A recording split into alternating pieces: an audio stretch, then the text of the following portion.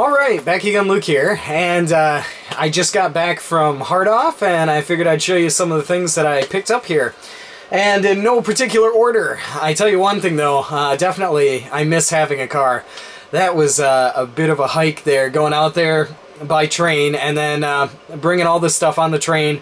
Actually having to drag it to the train, and then getting off the train and biking it home. So there was quite a few things that I wound up getting. So I'll show you that here, and yeah, I'll let you see what I got. The first one here is Saiyuki World 2. And what this is a really cool platformer. And I'll wind up putting a video up on this one because I don't believe that I put one up on it. I have the first one, but this is the second one. Kind of like Sun Sun, basically, if you remember Sun Sun. But that's the first game I picked up here. That was about $5. The second one is a controversial one that many people, you know, don't like, but I don't have any problems with it. And that is the Castlevania for the N64. Picked this one up in box, complete. It was about $4, so really good deal on that. The next one is something quite interesting. Interesting story here. I went over and I was looking at some of the games, and I found this, Mother 2. But this is really light, and unfortunately there wasn't a game in it.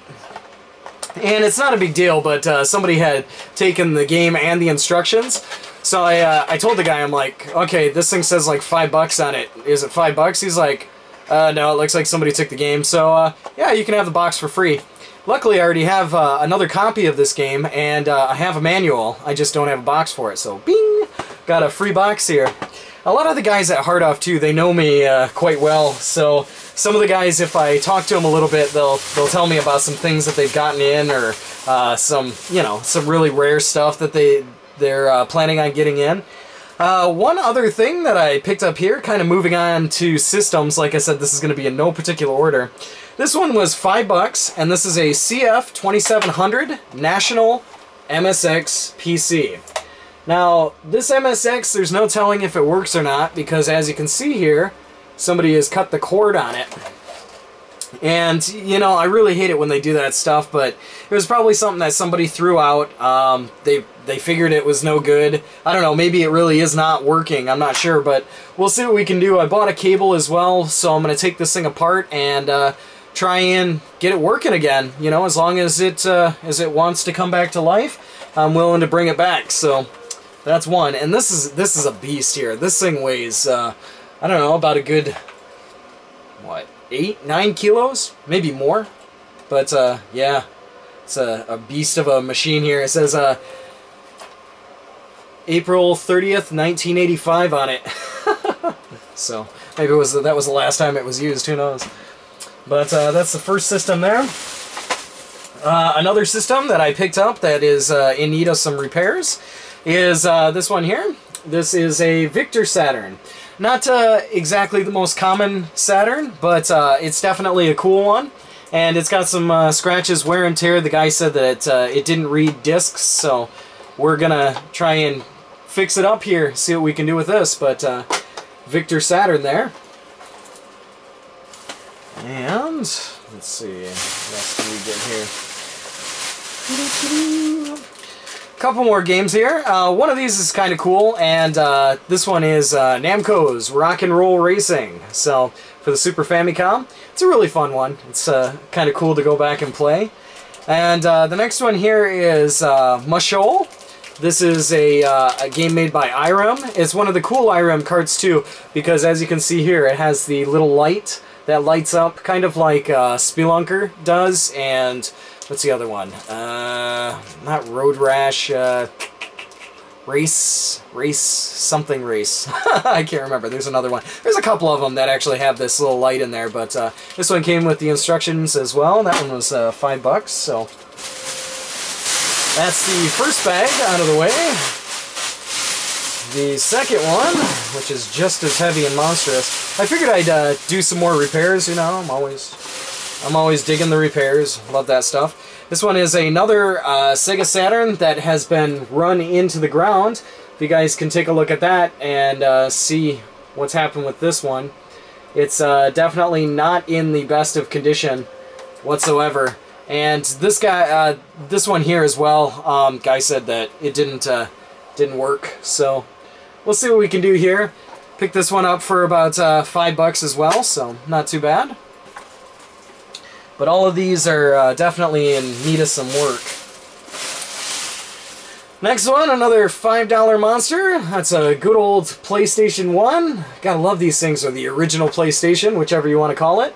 But I love this thing. You know, this thing was always, you know, really symbolic. This really gray, you know, with the, I don't know, the kind of, yeah, this look to it. When you remember, you know, when it first came out, renting it from video shops, you looked at it and you're like, what the heck is that, you know? But then you got a chance to play some of the cool games on it, and yeah, it's just got a lot of memories to it, so we'll see what we can do with this one. Another non-working one for $5. Next up, I asked him if he had any other systems, like, floating around, and since he's a really cool guy, he said, yeah, I got another one in the back, if you're willing to mess around with it, if you want to, you know, work on it or whatever. I said, alright. And that is an old PlayStation 2. So, this one as well was about $8. So, not too bad here. And it's a little bit scratched up. This is, it's not one of the later model versions. It's like the second release. It's the 15,000. It's not the 10,000 version, but this thing's just probably all clogged up. All it needs is probably, I'm guessing, just a good cleaning. You can see, well, you can see kind of the case is, maybe it needs a little bit more than that. The case seems to be a little bit off on the back here. But you can definitely see that the fans are all caked up in there, in the back and in the front here. So, we'll see what we can do with that. And hopefully be able to get that running. Who knows?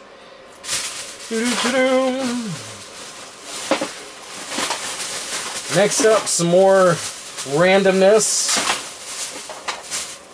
I picked up a copy of Seiken Densetsu 2 for the Super Famicom, and this one was only a couple of bucks because somebody had written on the label, which shouldn't be too bad. That should come off pretty easily. Be kind of cool little repair here. The next one, this one was only $1, but this one is Shining Force. What is this? Shining Force 1 or 2? I think this is maybe Shining Force Densetsu 2 for the Game Gear. It was only $1, so pretty cool deal on that one. This next one here, I have no clue what it is, and I'm not going to be able to find out until I put it in. But it was $1 as well, and that is a blank Famicom cart. So we'll see what's going on there. See what that is. Couple other dollar pickups here.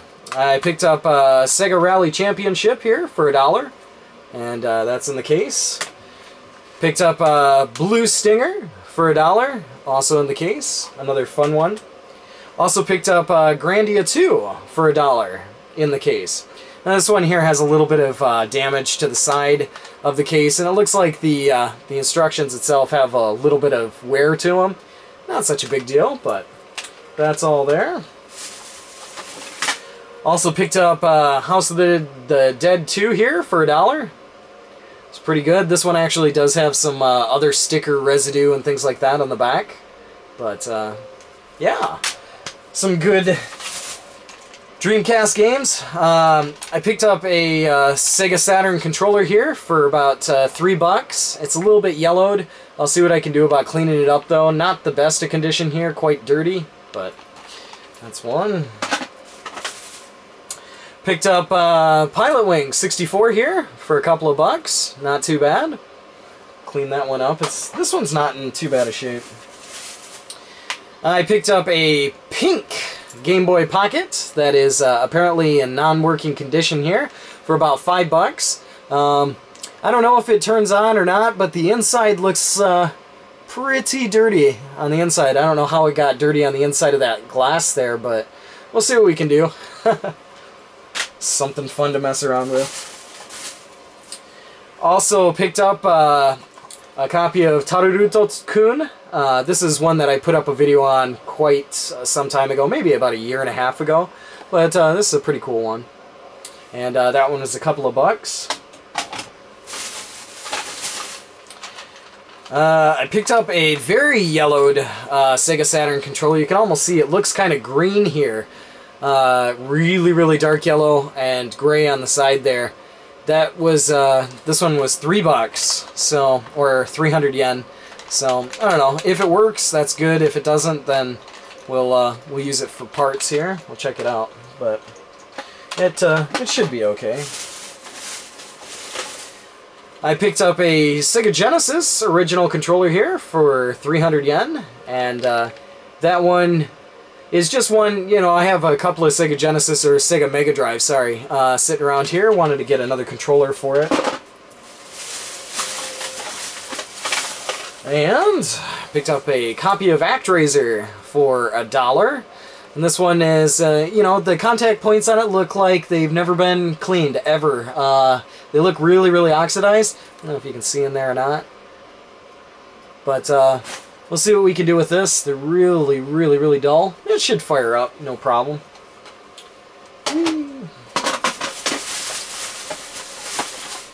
I picked up a, apparently non-functioning Game Boy Color here for about $6, well, $5.25, and this one's a little bit scratched up, but we'll see what we can do about this one. Getting this one working again.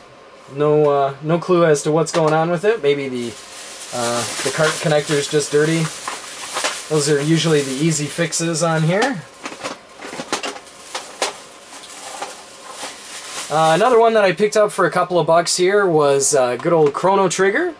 And the reason why that one was a couple of dollars or a couple hundred yen was because it has writing on it as well.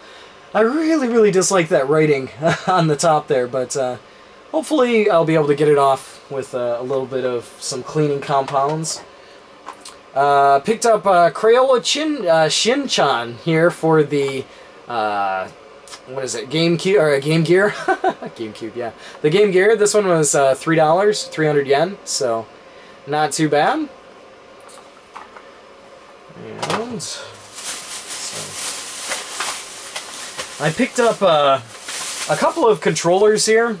These are the N64 controllers, and these things were 300 yen each. The controller joystick, you can see, is a little bit loose here. This one seems to be okay, but I have all of those N64s sitting around here, and eventually when I do get rid of them, I'm going to want to have a few controllers, so I found a couple of these and figured I'd pick those up.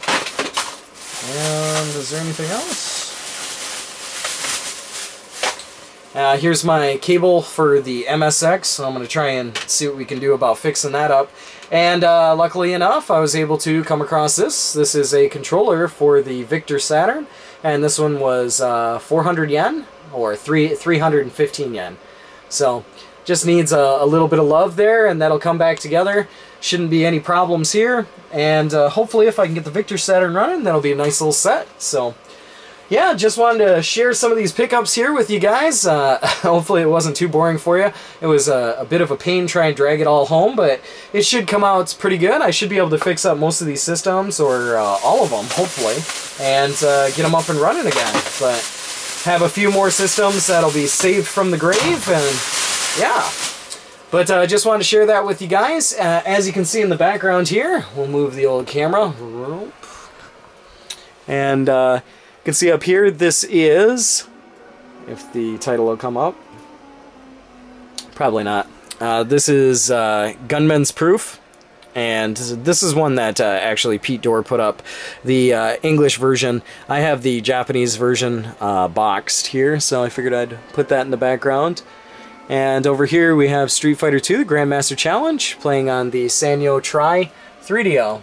So that's just a little bit of background fun there for you guys. Hopefully it didn't distract you too much. But yeah, just want to share with you some of these pickups and hopefully be able to get some of this stuff up and running. But yeah, that's about all for me for right now. Like always, I'll put up another video here soon. So thanks for watching.